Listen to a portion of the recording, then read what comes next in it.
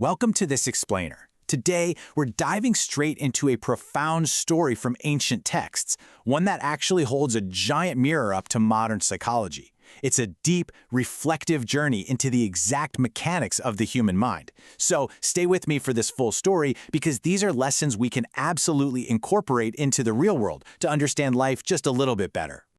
But before we really get into it, I want you to look at the question on the screen. Take a second.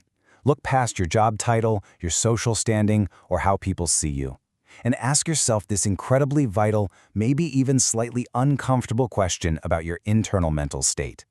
Because, as we're going to see, it's our internal state, not our external labels, that truly defines our character. You see, in our story, a highly respected teacher's internal reality completely overpowers his social duty. His absolute favorite student is a bright young man named Ahimsaka. But when jealousy sparks a completely false rumor, the teacher's mind is just overtaken by anger and this intense desire for vengeance. He secretly plots against the very student he is supposed to protect. It proves a terrifying point, doesn't it? Our internal mental states are what really govern our ultimate actions.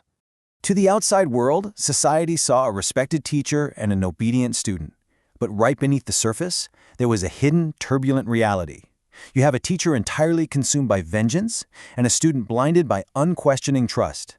This massive disconnect between what they were supposed to be, their social roles, and who they were actually becoming inside their minds, well, that sets up the whole tragic dynamic of our story. Part 1. The Poison of Influence. So let's look at Ahimsaka. He was remarkably innocent and deeply loved by his teacher. But naturally, his classmates grew intensely jealous. To ruin him, they started a malicious rumor that Ahimsaka was, well, having an affair with the teacher's wife. Now at first, the teacher refused to listen, but slowly, the constant drip, drip, drip of gossip just completely corrupted his mind. He became thoroughly convinced of the lie. He was so angry he actually wanted to kill Ahimsaka, but a teacher murdering a student was obviously out of the question socially. Unable to just act out his rage directly, the teacher devised a really dark plan. He manipulated the young man by claiming, "Hey, I have this special ultimate knowledge to impart to you." But the price? It was horrifying. Ahimsaka had to go out and kill 1,000 people. And, just to prove he actually did it, he had to bring back the right index finger of every single victim. Part 2. The Descent into Darkness. Now, Ahimsaka's descent didn't happen overnight. It was like a domino effect. It started with innocence, then, driven by his intense desire for this supposed special knowledge, he placed absolute blind trust in a corrupted authority figure. This led to a huge conflict of conscience. The texts actually make a point to note he was initially very unwilling to hurt anyone.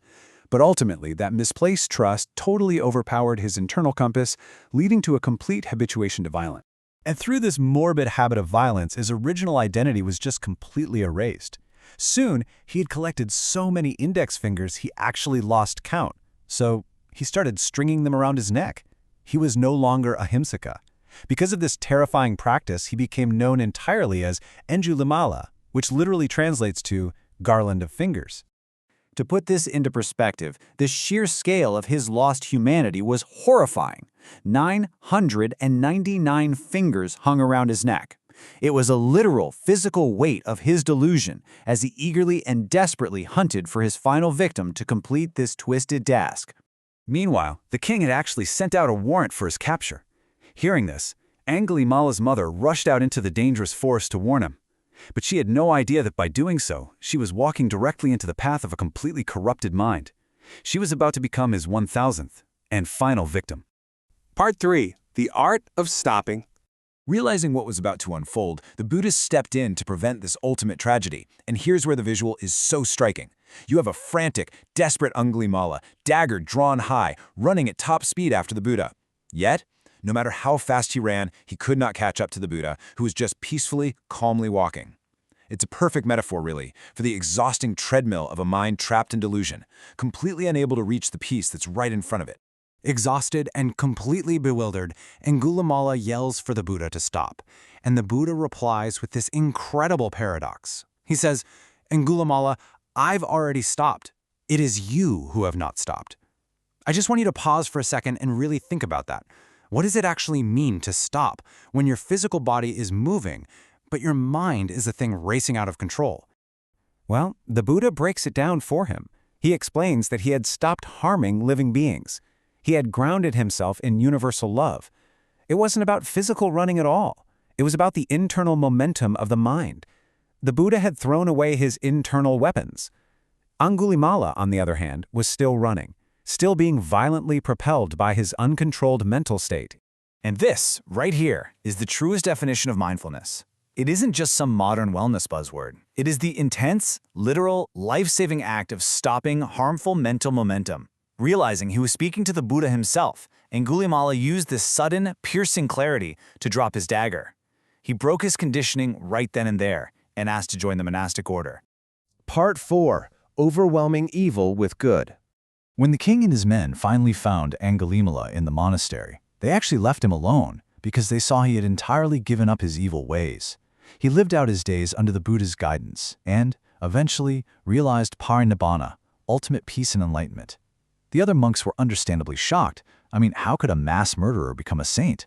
But the Buddha explained it by looking at his environment. Previously, he lacked good friends and was led astray by bad influence. But later, he found good friends who advised him rightly, which allowed him to become steadfast and mindful.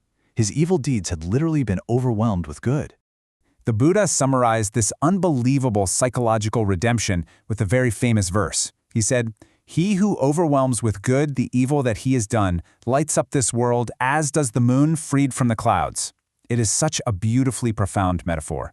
Just like the moon is always up there, even when it's hidden by dark, violent storms, human clarity and goodness remain completely intact beneath our delusions. Once we apply that mindfulness, the clouds part and the light comes shining back through. So, as we wrap up, I want you to remember that our destinies are never permanently fixed by our worst mistakes. If we actively choose mindfulness, if we overwhelm our missteps with a novel cause of good deeds, we can absolutely clear those clouds from our own minds. Thank you for taking this deep dive with me today. May listening to this story bring you true, lasting internal peace.